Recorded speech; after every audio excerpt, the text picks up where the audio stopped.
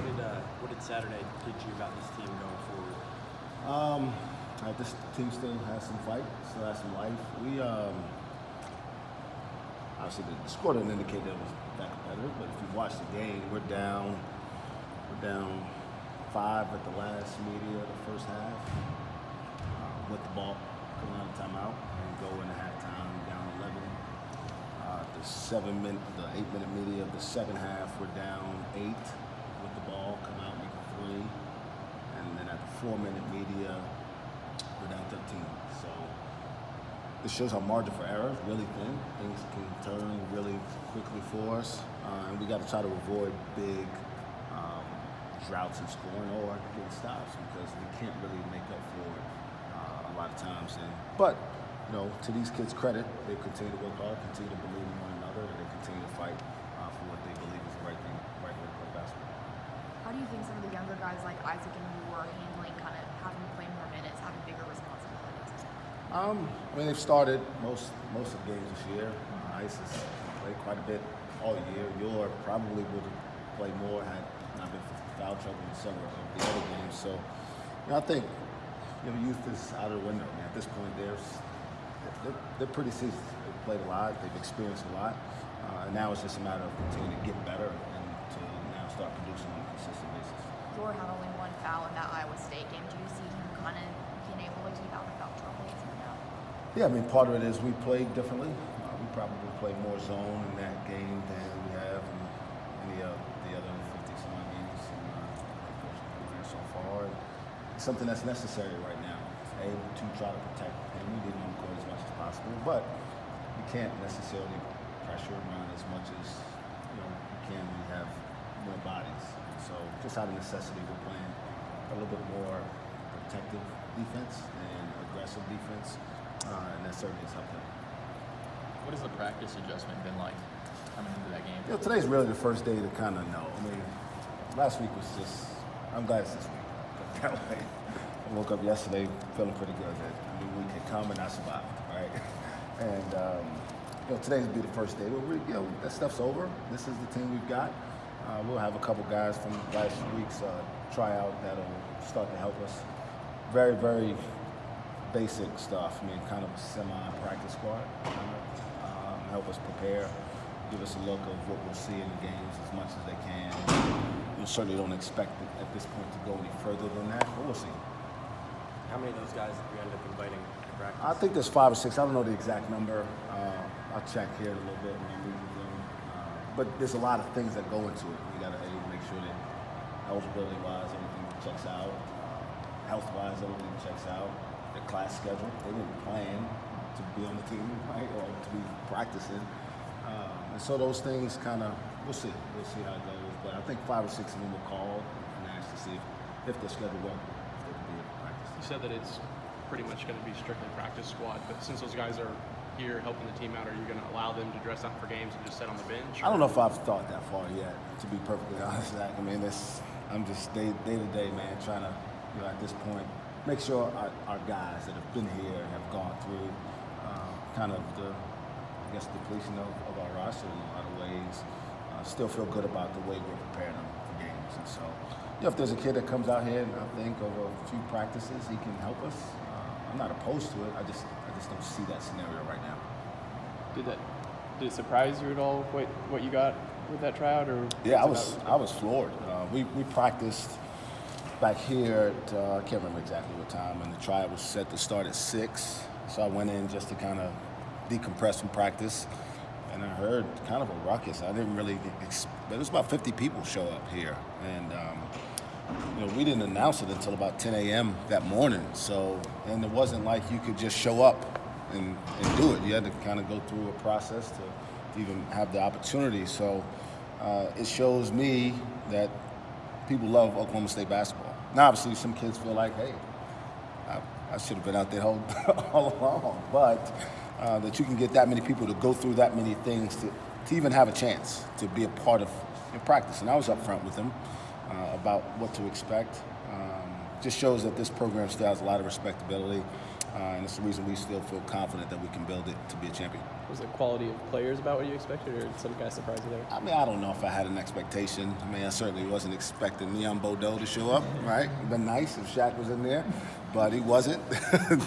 But you know, you get kids who play high school, competitive high school basketball, who have an understanding of basic basketball. You know, you can't run with the ball. You know, you try to shoot it in the orange hoop. I mean, just really simple things that we try to pick up. And really, to be perfectly honest, we're just trying to be able to manage practice. You know, we weren't able to really practice. I mean, with 9 guys, it's hard to simulate what a scrimmage setting will look like. So we'll be able to do that a little bit more with more bodies involved now. How much on Saturday did your schedule change, having to adjust to flying out that day? I mean, it changed quite a bit. We weren't able to get on the court at all up there. We usually, even if we don't necessarily go the night before, we're able to go in the gym, that is.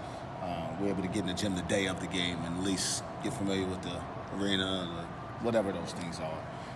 And we weren't able to do that. Now, that's no excuse. I mean, again, we played decent basketball. We didn't play well enough to win.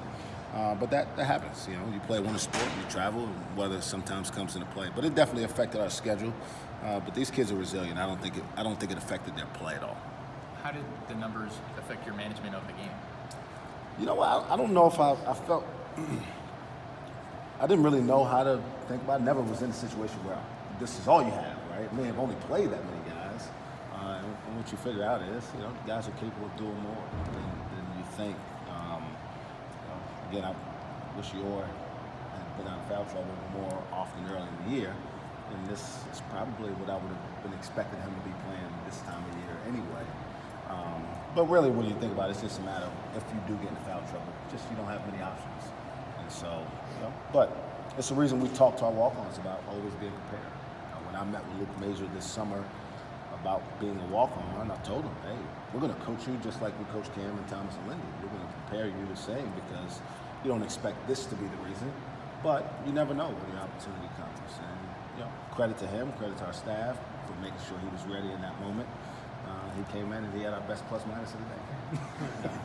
It wasn't very good, but You were off yesterday, but over the course of Thursday, Friday, Saturday, after the news, kind of get a feel for the pulse of your players and kind of where they're at. yeah, I mean, you know, it's a different situation than you ever imagined. But I don't think they've been. I think it was mentally exhausting, you know, but I don't think it's necessarily impacted the way they believe what they can do. So, you know, it was mentally exhausting for probably everybody out there. It's an unfortunate situation, but one where we're ready to move past and we'll try to win the game. The first Bedlam game, Isaac, obviously, a couple early fouls really wasn't much of a factor. The last few games, how have we sort of seen him mature a little bit? Maybe it's Well, just growing, just learning through those struggles and how to adjust the way he attacks and where he picks his spots to attack has been something that I've seen a gradual improvement for him over the course of the season. And then just getting more familiar with the consistent level of competition. I mean, that's the biggest difference between high school and this level of college basketball is it's every night. And, you know, I guess probably a week and a half ago, people thought, man, Baylor's going to really not be very good. All of a sudden, a week later, you know, you can turn it quick. And this league is unforgiving, and that's why, like I said, you always have to have a short memory because it can turn bad and it can turn good if you stay focused the right way or if you don't focus the right way. You mentioned in the past of adjusting from being a secondary scorer to a primary scorer with Cam and Lindy. I think Lindy's averaging about like 8 shots a game. Is that a number that you want to see continue to increase? Yeah, I mean, it's a number that we need to have increased even before now. We need him to be more aggressive. We really do. Now, he's a really unselfish, cerebral kid, so he won't take a ton of bad shots.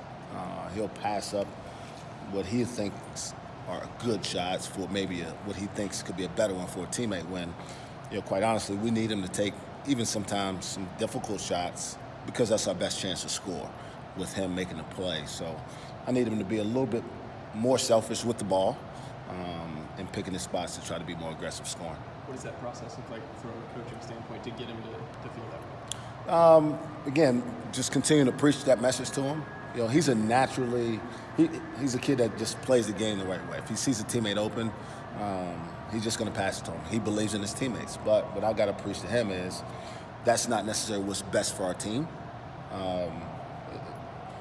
Throwing it to a teammate that's not in position to actually score, even though he's open, may not be the best thing. Just take a shot, and even if it's not necessarily the highest percentage shot, your teammate is going to be ready to go rebound if you miss. There's that video that's